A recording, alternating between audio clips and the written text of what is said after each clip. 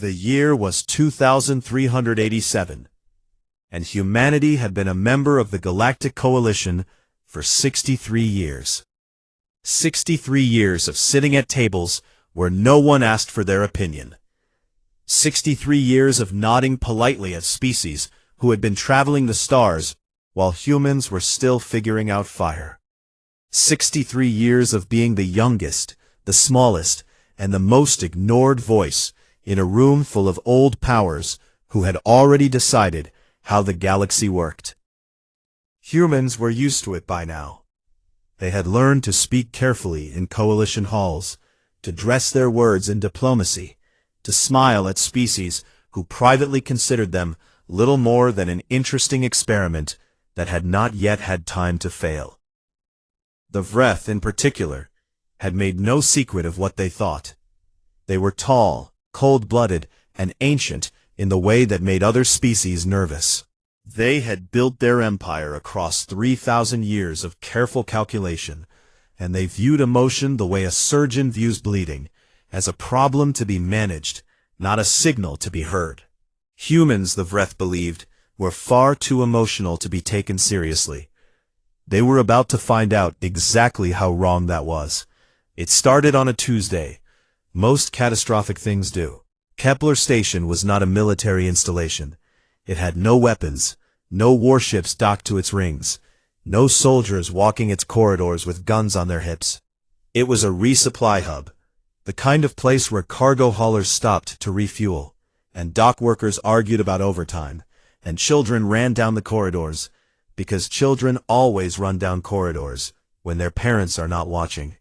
The station orbited a quiet moon in the outer rim, a region that most coalition members considered too far from the political center to matter much.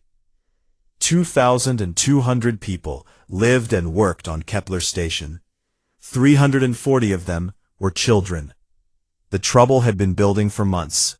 A rebel faction of the Drawn Confederacy had been pushing further into the outer rim, raiding supply lines and making threats that the Coalition Senate had discussed in 17 separate closed sessions without reaching any agreement. The Vreth High Command had known an attack on Kepler Station was possible. Their intelligence had flagged it. Their war fleet was positioned close enough to respond. They chose not to. The calculation, as it was later explained in that sealed Senate hearing, was simple. Exposing the Vreth battle group would risk a larger confrontation. The station had no strategic military value. Intervention would cost more than it was worth. The rebels hit Kepler Station at 02:14 hours, outer rim time. The attack lasted 4 hours and 11 minutes. When it was over, the docking rings were shattered.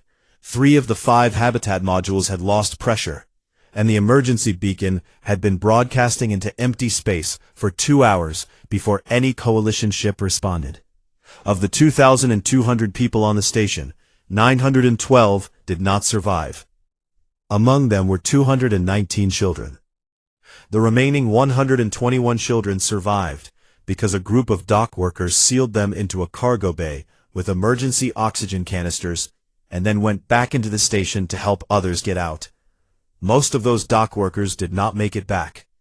The galaxy heard about the attack. It was reported in coalition news networks, discussed briefly in the Senate, and filed under the growing category of drawn rebel activity that everyone agreed was a problem and no one agreed how to solve.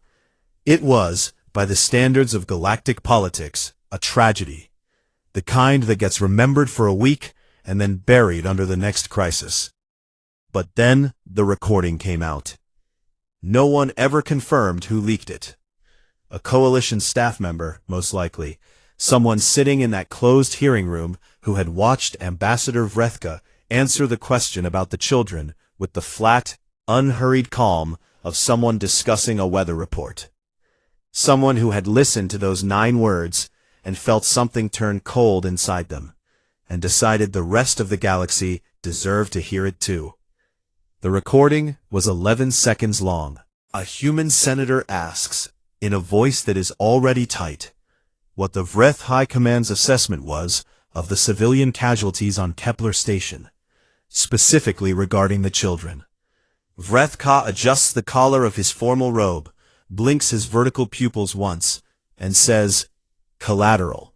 Regrettable, but well within acceptable parameters." That was all. 11 seconds, 9 words. The recording hit every human news network at 0300 hours, Earth Standard Time.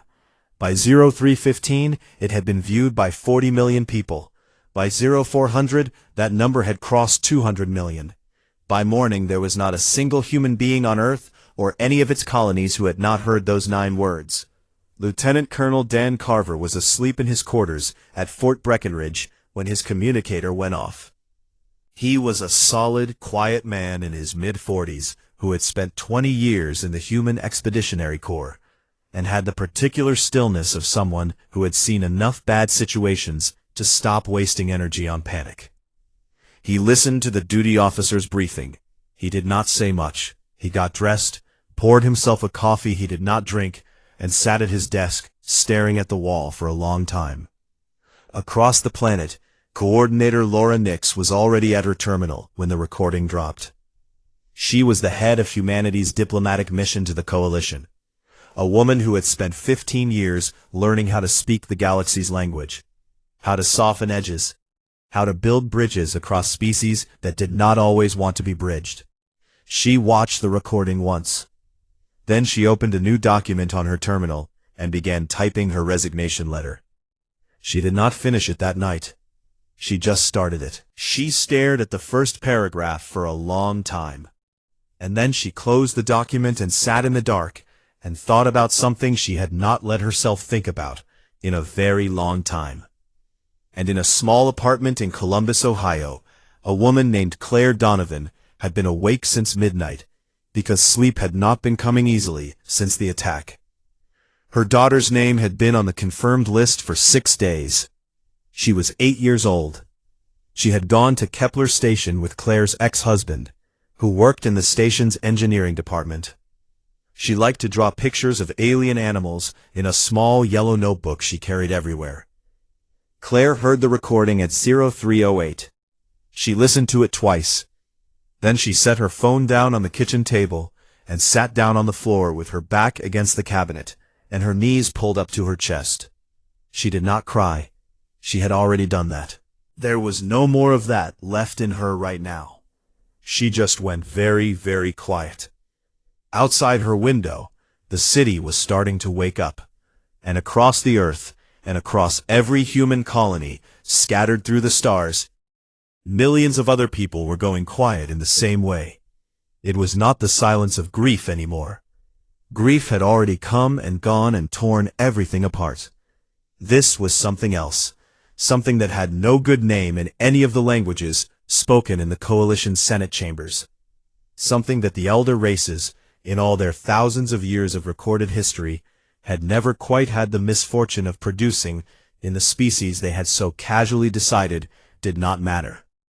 The Vreth ambassador had used 9 words. Humanity was about to answer with something that could not be counted. They called human children collateral. Humanity turned into honeybadgers. Part 2. The Coalition Senate expected noise. They had seen humans be loud before. They had seen the protests, the speeches, the angry broadcasts that filled the news networks for a few weeks before dying down like a fire running out of wood. Elder races had long memories, and in those memories, human outrage always followed the same pattern. It rose fast and burned hot, and then, eventually, it cooled. Humans moved on. They always moved on. It was, the Vreth analysts had noted in more than one internal report, one of the species' most predictable qualities. So when the recording of Ambassador Vreth-Ka spread across every human network, and the first 24 hours passed in a storm of public fury, the Coalition sat back and waited for the storm to break. It did something far stranger. It went quiet. On the second day after the recording dropped, the United Earth government issued no statement, no formal protest, no demand for a tribunal, no resolution submitted to the Coalition Senate. The diplomatic channels that normally buzzed with human activity had gone completely still. Coalition ambassadors who tried to reach their human counterparts found that calls were not being returned. Messages sat unanswered. The humans who were usually the first to show up at every meeting, eager and prepared and slightly overdressed, simply were not there. The elder races did not know what to do with silence. They had frameworks for anger. They had procedures for protests and resolutions, and formal complaints filed in triplicate. They had seen wars start with less noise than humanity had been making 2 days ago. But this absence of noise, this they had no procedure for.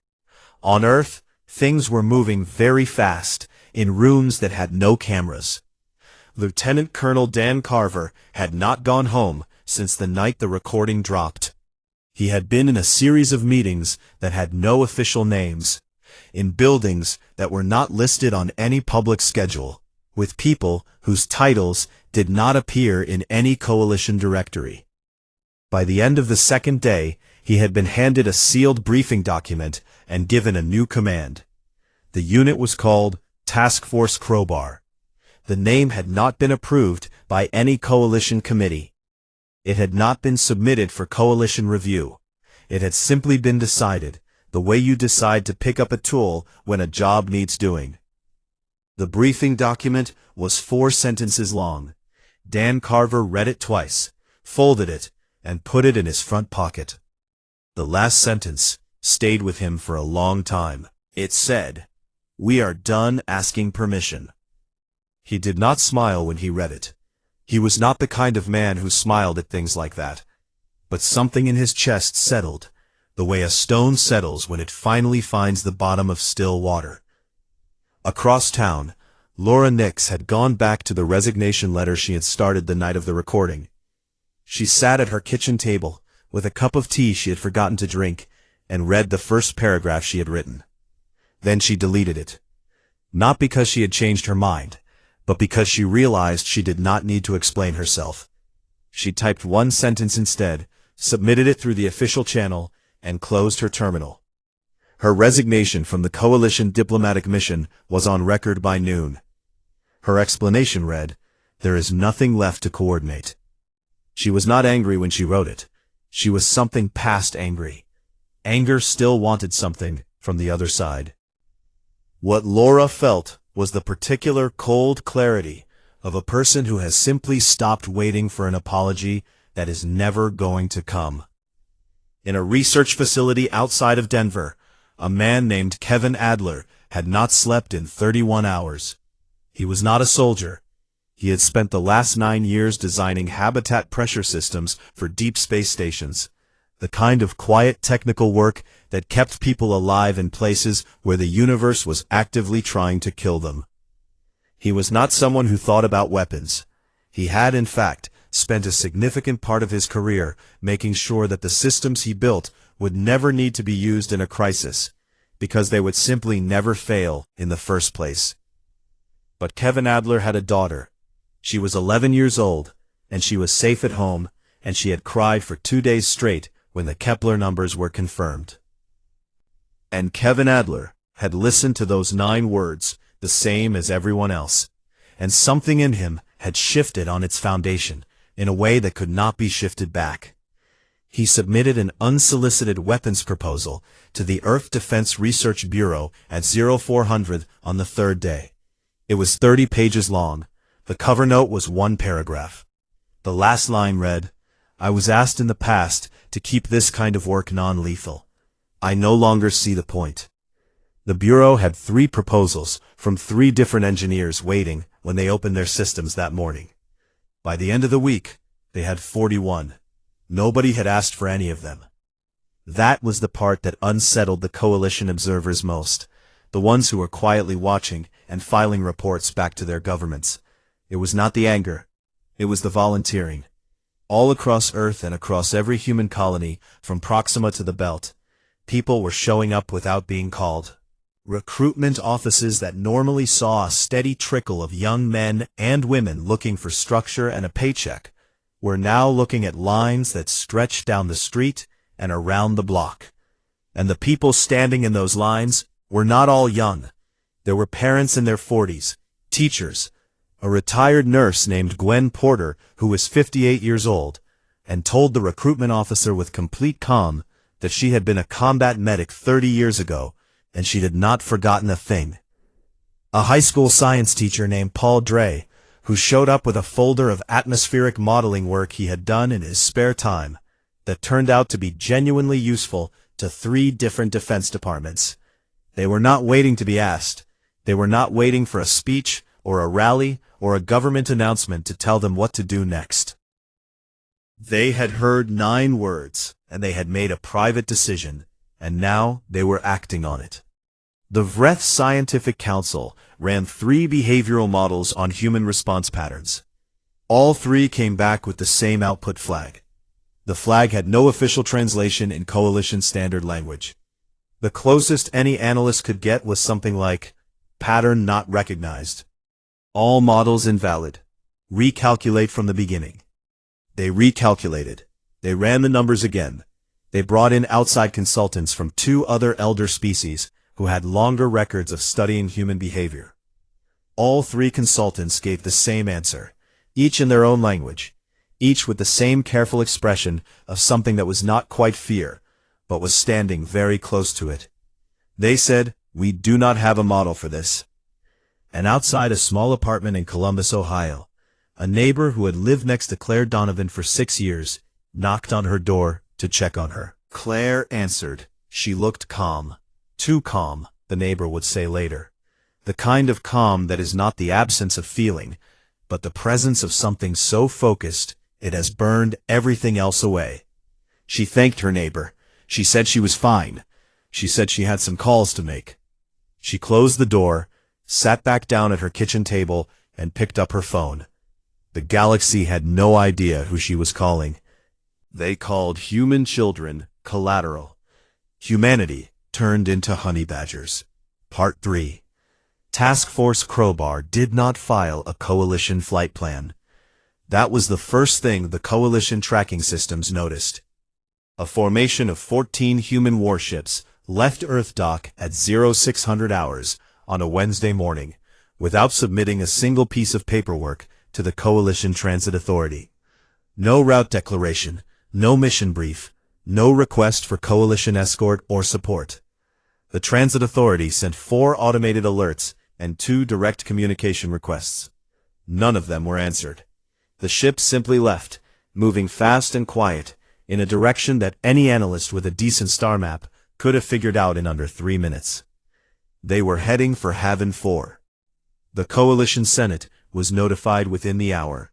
12 species sent representatives to the chamber floor to discuss what humanity was doing, and whether it could be stopped, and what the legal implications were, and how the Vreth would respond, and what precedent this set for future unilateral action, and a dozen other things that took a long time to say and added up to nothing useful. While they were talking, Task Force Crowbar was already halfway there.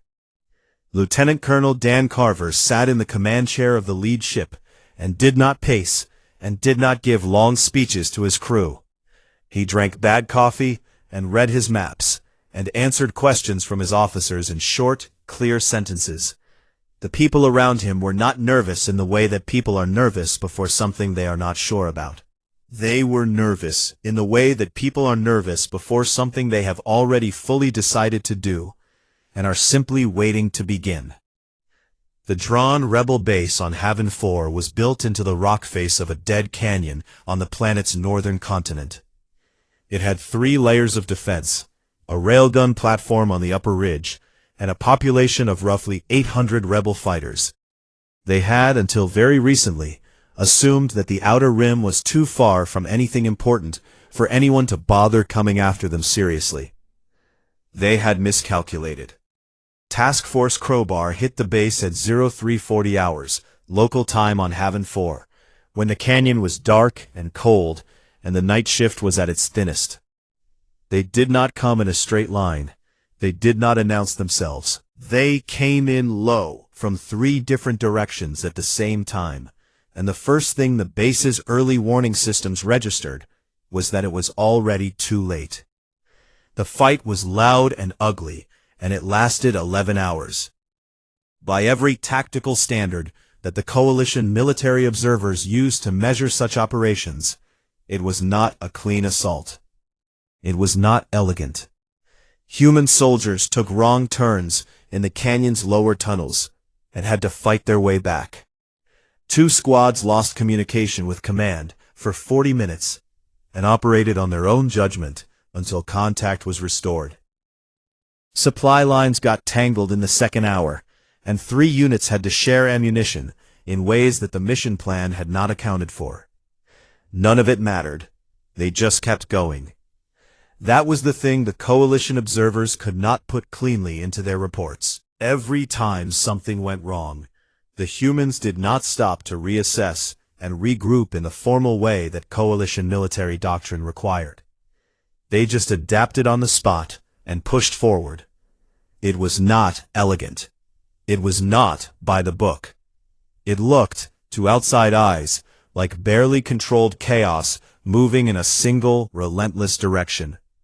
It worked. Dan Carver's after-action report was submitted to Earth Command at 1800 hours. It was 4 words long.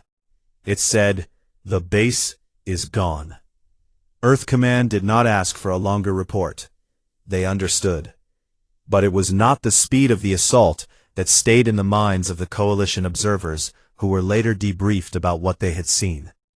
It was the people doing the fighting. A Marine named Aaron Cole was hit by shrapnel in the 3rd hour of the assault while clearing a tunnel in the base's lower level. 2 fingers on his left hand were gone. The field medic who reached him started to pull him back toward the medical point. Aaron Cole looked at his hand, told the medic it was fine, let her wrap it in field tape, and went back to directing fire from his position for the next 6 hours. When his squad finally rotated out at hour 9, he walked out of the tunnel under his own power, sat down against a canyon wall, and ate a ration bar with his good hand. A debriefer asked him the next day how he had kept going with an injury like that. Aaron Cole thought about it for a moment, and then shrugged and said, "It is just fingers." The debriefer wrote that down and stared at it for a while. A field medic named Leah Rand took a plasma graze across her left shoulder in the 5th hour, while moving between casualties in an open section of the canyon.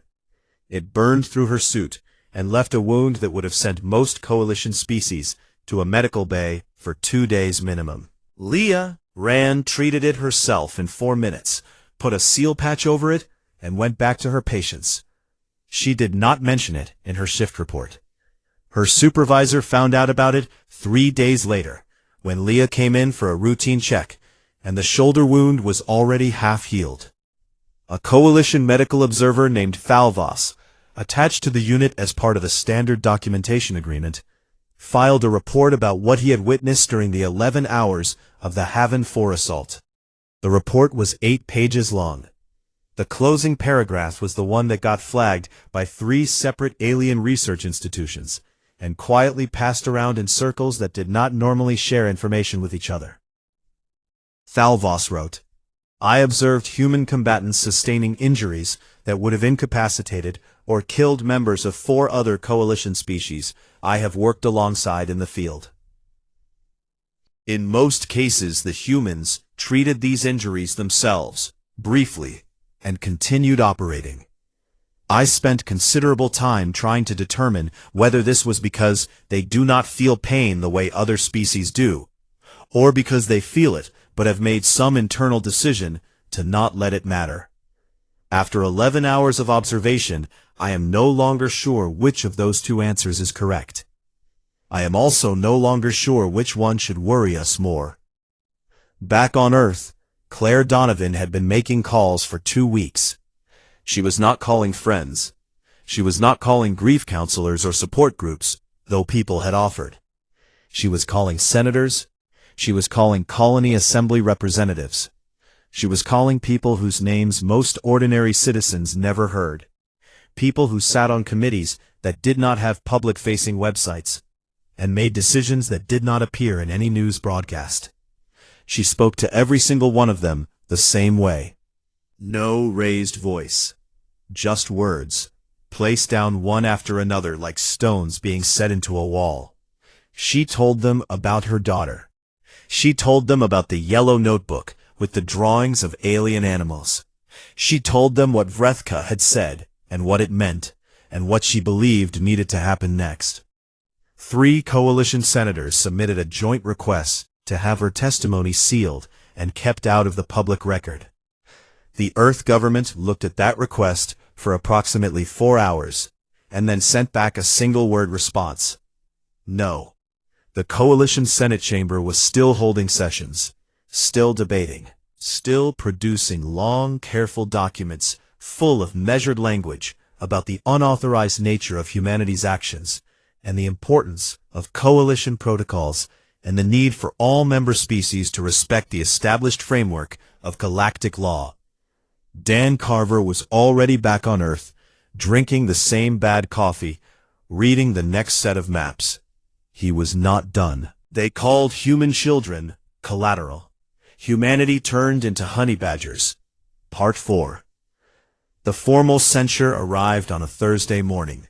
It was a long document, 17 pages, written in coalition standard language, full of careful legal terms and references to coalition charter articles, and very precise descriptions of what humanity had done wrong by attacking the Dran rebel base on Haven 4, without filing the correct paperwork, or requesting coalition authorization, or waiting for the Senate to finish its 17 sessions of discussion, and reach a conclusion that by any honest measure was probably never coming anyway.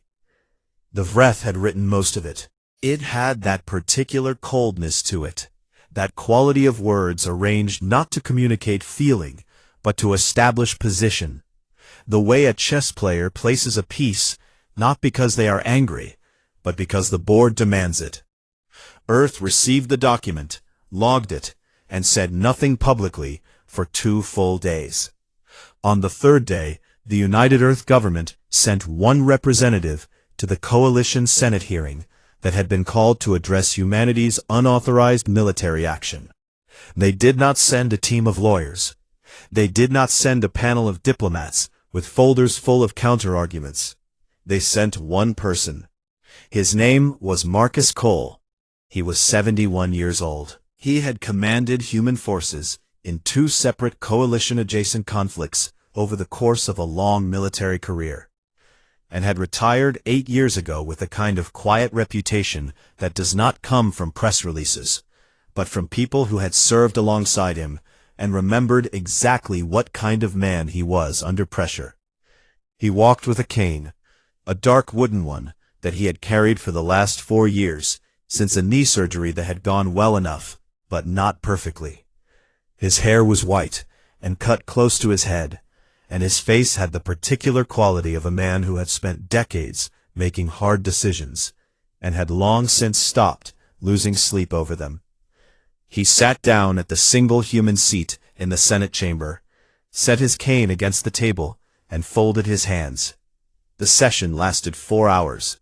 Coalition senators from 6 species took turns presenting their legal arguments. Vrethka, still in his post at this point, spoke for 40 minutes about protocol and precedent, and the dangerous example humanity had set for every junior member species in the coalition. The chamber was full. Observers packed the upper galleries. It was the most attended Senate session in 11 years. Marcus Cole listened to all of it without interrupting once. When it was his turn to speak, he did not stand. He did not raise his voice. He spoke in the same even tone a person uses when they are explaining something simple to someone who should already understand it. He said that Task Force Crowbar had gone to Haven 4 because the drawn rebels who attacked Kepler Station were there. He said that humanity had waited long enough for the coalition to act, and had concluded after careful consideration that waiting any longer was something it was not prepared to do. He said that if the Senate wished to discuss the finer points of coalition transit paperwork, he was willing to listen, but that he wanted to be clear about one thing before they continued. He picked up his cane, looked at it for a moment, and set it back down. He said, "Humanity does not regret what it did, Not any part of it. The chamber went very still. The Senate President asked him to clarify. Marcus Cole looked at the Senate President with the kind of eyes that had seen enough of the galaxy to stop being impressed by large rooms and formal robes, and said that he thought the clarification had been quite clear already. The hearing continued for another 3 hours. Humanity's position did not change by a single word. What changed, slowly and over the weeks that followed, was everything around it.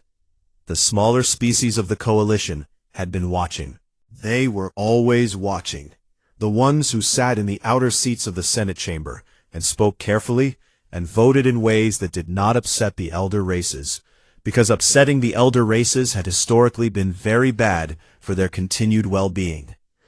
The Churuk Assembly, the Moon Collective, 4 other species whose names appeared near the bottom of coalition membership lists, and whose opinions were solicited rarely and acted upon almost never. They had their own memories of words like acceptable parameters. They had their own old losses that had been filed away in coalition records under language that made those losses sound like math problems, rather than the deaths of people who had names and families and things they had wanted to do with their lives. They had watched humanity go silent, and then move, and then sit in that chamber and refuse to apologize. And something in that sequence had reached them in a place that coalition politics had not reached in a very long time. Coordinator Laura Nix, no longer representing the coalition diplomatic mission, but still apparently someone worth talking to, began receiving meeting requests. Quiet ones, sent through back channels, from delegates who did not want their names attached to any formal agenda. She met with a Chiruk delegate in a small conference room in a building that did not have a coalition seal on the door. She met with 2 Moon Collective representatives over coffee in a place that looked more like a restaurant than a government facility. She listened more than she talked.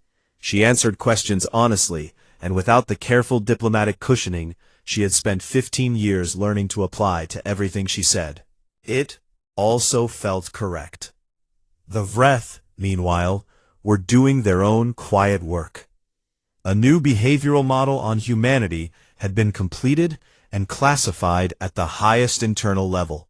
It was not shared with the Coalition Senate. It was not shared with their allied species. It was kept inside a very small circle of Vreth military leadership, and it contained, in the dry, precise language that Vreth analysts used for everything, a conclusion that translated into something close to this. Continued direct provocation of the human population produces response patterns that do not degrade over time, do not respond to political pressure, and do not follow any negotiated resolution model currently in the Vreth strategic database. Recommended posture: do not provoke. It was the first time in 3,000 years of Vreth imperial history that their strategic database had recommended avoiding a junior species. Nobody outside that small circle knew about the report. But Vrethka, who had spoken 40 minutes of careful legal language in the Senate chamber, began scheduling fewer public appearances. His office, which had previously responded to human diplomatic inquiries with the slow, unhurried pace of a species that had never needed to hurry, began responding faster. Not warmly, not apologetically, just faster. In Denver, Kevin Adler's weapons proposal had grown into a full development division. He had not asked for most of the people who had joined it. They had simply shown up, the way people had been showing up at recruitment offices, the way Claire Donovan had started showing up in the offices of people who had previously considered themselves very difficult to get a meeting with. The first prototype coming out of the division had been given an official project number by the Bureau. Unofficially, among the team that built it, it had a different name. They called it the Receipt. Not with any drama, not with any ceremony. Just the quiet, shared understanding of a group of people who believed very firmly that certain debts did not expire. And Claire Donovan, who had been making calls and attending sessions, and sitting in rooms where people with important titles said important-sounding things, was preparing for something new. Someone had suggested she run for a seat on the United Earth Assembly. She had not said yes immediately. She had sat with it for a few days, turned it over, thought about her daughter and the yellow notebook, and the 9 words, and what she believed the answer to all of it actually looked like in practice. Then she said yes. The galaxy was shifting, not loudly, not in the way that wars shift things, with clear lines and declared winners.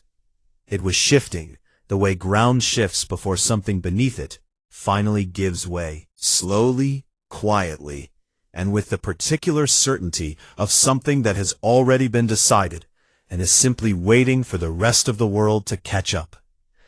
The Vreth had called human children Collateral. The galaxy was beginning to understand what that had cost them.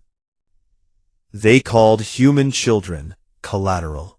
Humanity turned into Honeybadgers. Part 5. The reckoning did not come as a war. A lot of people had expected a war. The coalition analysts had run models for it. The Vreth had prepared contingency responses for it. Several of the smaller species had quietly identified which side they would stand on, if it came to open conflict between humanity and the Empire that had controlled galactic politics for 3,000 years. Even some humans had expected it, the ones who had watched Task Force Crowbar leave Earth dock without a flight plan, and assumed that was only the beginning of something much louder. But humanity did not start a war. What it did was slower than a war, and quieter, and in the end, far more permanent. It started with a document that most coalition members had never read. Article 7, Section 4 of the original Coalition Charter. It had been written 400 years ago during the Coalition's founding sessions by a moon delegate named something unpronounceable in human languages. A delegate who had apparently believed very strongly that the lives of ordinary people should never be weighed against military convenience without the full knowledge and consent of every member of the Senate. The clause required that all military decisions affecting civilian populations receive a complete Senate review before action was taken or withheld. It had never once been enforced in 400 years. Humanity's legal team found it. It took them 6 weeks of going through the full Coalition Charter, which was a document so long and so old that most Coalition legal offices had not read the complete version in living memory. A young lawyer named Pete Corrigan, 29 years old and working on his 4th consecutive 18-hour day, when he found it, stared at his screen for a long time, and then sent a single message to his supervisor that said, "You need to see this right now." They brought it to the Senate floor on a Tuesday morning, not with fanfare, not with a long speech. A human delegate simply stood up, cited the article and section number, and requested that it be applied retroactively to the Coalition's decision to withhold the Vreth Warfleet during the attack on Kepler Station. The chamber went very quiet.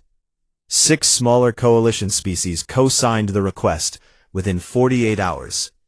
The Chiric Assembly, the Moon Collective, 4 others who had spent decades sitting in the outer seats of the Senate chamber and saying very little. They signed it, without drama, and without asking anyone's permission, the same way humanity had stopped asking permission. And the effect of that in the chamber was visible on the faces of every elder race delegate, who had assumed those quiet outer seat species would stay quiet forever. They had been watching. They had been learning. It turned out that watching someone else stop being afraid is one of the most contagious things in the known galaxy. The Vreth fought the motion for 3 months. Their legal team was very good, and the arguments they produced were long and technically detailed, and occasionally impressive. None of it worked. The charter was the charter. It had been written by the Coalition's own founders and signed by every member species, including the Vreth themselves. Back in a time when the Vreth had apparently believed, or at least pretended to believe, that those kinds of protections were a fine idea in principle. In principle had just met in practice. In practice, 1. Vreth Ka was recalled from his post on a quiet Friday afternoon. There was no announcement. No formal statement from the Vreth Imperial Office. He was simply no longer listed as ambassador the following Monday morning, replaced by a younger Vreth diplomat who had a reputation for speaking less and listening more. It was not justice in the way that a trial would have been justice. The Vreth did not work that way, and no mechanism existed to force them to. But it was something. It was the Vreth Empire, quietly admitting, in the only language they ever used to admit anything, that a mistake had been made, and that the person associated with it was no longer useful to them. Every human who heard about it understood exactly what it meant. None of them said so out loud. They did not need to. Dan Carver retired from Task Force Crowbar 14 months after Haven 4. He did not hold a press conference. He did not give interviews. He packed up his office over the course of a single afternoon, shook hands with the people he had served with, and went home to a small house in Colorado, where he had a garden that had been badly neglected for the past 2 years and needed a lot of work. He wrote a short memoir over the following 18 months. It was not a triumphant book. It did not read like a victory. It read like a very honest account, written by a very tired man who had done what he believed needed to be done, and was now ready to be quiet for a while. He dedicated it to the 340 children of Kepler Station, and to everyone who went quiet before they went to work. It sold more copies than any military memoir in the previous 20 years. Dan Carver did not appear on any of the shows that wanted to talk to him about it. He stayed in Colorado and worked on his garden. Leah Rand finished her full medical training 2 years after Havan 4. She was recruited by 5 different institutions, 3 human and 2 alien. She chose the Chirrut Medical Academy because when asked later why she had picked them over the others, she said simply that they had asked nicely. She spent the next decade working in deep field medicine in the Outer Rim, the kind of work that took her to places where the nearest hospital was several hours away, and the nearest coalition support was several hours after that. She was very good at working with what she had. Aaron Cole kept a small piece of field tape in the top drawer of his bedside table. It was the tape Leah Rand had wrapped around his hand in that tunnel on Haven 4. It was no longer useful for anything. It was stiff and dirty and had long since lost any adhesive quality it once had. He never explained to anyone why he kept it. Some things do not need explaining to the people who were there, and the people who were not there would not fully understand anyway. Claire Donovan won her seat on the United Earth Assembly by the largest margin her district had recorded in 40 years. Her opening address was short. She stood at the podium, in a room full of cameras and officials and people who had followed her story from the kitchen floor in Columbus to this moment, and she spoke for 7 minutes. She said that she had not gone into politics because she had stopped being angry. She said the anger was still there, and she expected it would be there for the rest of her life, and she had decided that was not a problem to be solved, but a fuel to be used. She said she went into politics because she figured out where to put it. The assembly chamber was very quiet when she finished. Then it was very loud. In the years that followed, the galaxy shifted in ways that no single moment could fully explain. The dignity clause was enforced twice more in the decade after Kepler. Junior species began speaking in the outer seats of the Senate chamber with a directness that made elder race delegates shift in their chairs. Kevin Adler's research division kept working, quietly and without much public attention, building things that were never intended to be used, but were very clearly intended to exist. And nobody in the coalition called human children Collateral again. Not because a law had been passed that made the words illegal. Not because a war had been fought and a lesson had been written in the official record. They stopped because of something simpler and older and more durable than any of that. They stopped because they had seen what happened when you said it once and meant it, and they had done the very basic math of what saying it again would cost them.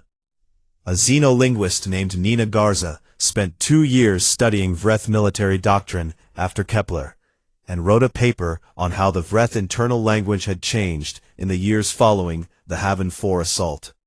She found a new classification that had appeared in their strategic documents, a word with no clean translation into any coalition standard language. She worked on it for weeks before settling on the closest human equivalent she could find. It translated, roughly, as this: "Do not wake the thing that does not know when to stop." Nina Garza published her paper on a Wednesday. By Friday, it had been read by more people than any academic paper on xenolinguistics in recorded history. She found that both funny and correct. She thought it was a pretty good description. She also thought, privately, that the Vreth had slightly misunderstood the thing they were describing. It was not that humanity did not know when to stop. It was that humanity had decided, very clearly and without any confusion at all, that this particular thing was not yet done. And in a quiet house in Columbus, in a drawer in a bedroom that had been kept exactly as it was, a small yellow notebook sat with drawings of alien animals inside it, done in the careful, unsteady hand of an 8-year-old girl who had wanted to see all of them someday. Claire Donovan was going to make sure the universe that girl had never gotten to see was worth the one she had left behind. That was the thing about Honeybadgers. They did not forget, and they did not stop. And when the galaxy finally understood both of those things together, it became a quietly better place. Not perfect, not finished, just better. And moving, always, in the right direction.